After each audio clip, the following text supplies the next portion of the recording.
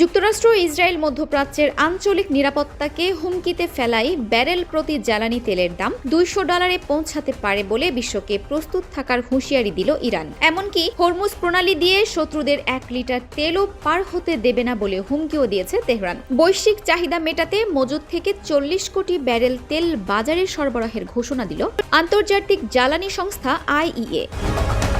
অন্যদিকে হরমুজ প্রণালী ব্যবহার করতে তেল কোম্পানিগুলোকে উৎসাহিত করেছেন মার্কিন প্রেসিডেন্ট ডোনাল্ড ট্রাম্প। রণক্ষেত্রে রূপ নিয়েছে হরমুজ প্রণালী। তেহরানের বিরুদ্ধে হুমকি ও হামলা অব্যাহত রাখায় যুক্তরাষ্ট্র ইসরায়েল তো বটেই, তাদের অংশীদারদের তেলবাহী জাহাজেও হামলা অব্যাহত রেখেছে ইরান। ক্রমেই ঝুঁকি বাড়ছে বিশ্বের 20% জ্বালানি সরবরাহকারী নৌরুটে।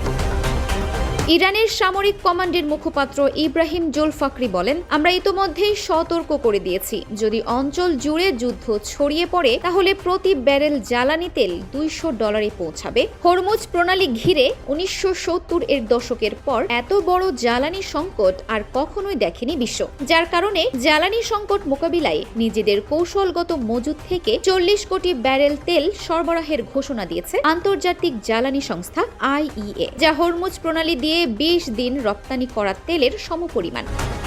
তেলের দাম বাড়ার পাশাপাশি ইরান যুদ্ধ দীর্ঘস্থায়ী হওয়ার শঙ্কায় পতনের মুখোমুখি এশিয়া, ইউরোপ ও যুক্তরাষ্ট্রের শেয়ার বাজার। এভাবে চলতে থাকলে বৈশ্বিক মুদ্রাস্ফীতি বাড়বে এবং বিশ্ব অর্থনৈতিক প্রবৃদ্ধি কমার ব্যাপারে শঙ্কা আন্তর্জাতিক মুদ্রা তহবিলের।